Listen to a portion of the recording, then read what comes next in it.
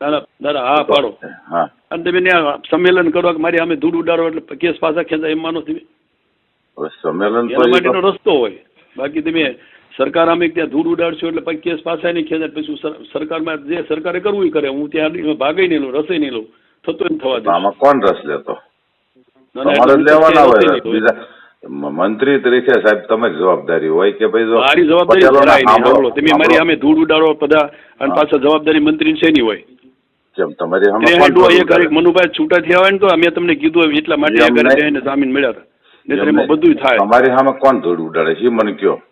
તમારું કોણ?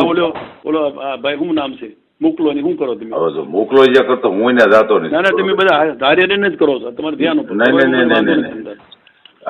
ધ્યાન ઉપર મૂકવું છે. ધૂળ ઉડાડો ફાયદો નહીં થાય. કેસ એમ ક્યાંય પાછા ક્યાંય છે નહીં.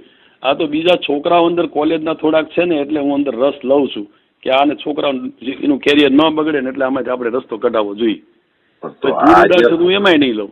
આ તે આ ગુનાકીય પ્રવૃત્તિમાં હું તમને કોઈ 307 ને લગાડી તો 307 કયા પોલીસ બદલી નાખ્યું હમણાં હજી બાકી પગલા લેવડાવવાનું. બાકી તમે આમે ધૂળ ઉડાડવાનું શરૂ કર્યું એટલે એમાં કઈ નહીં થાય. હું તો રસ નહીં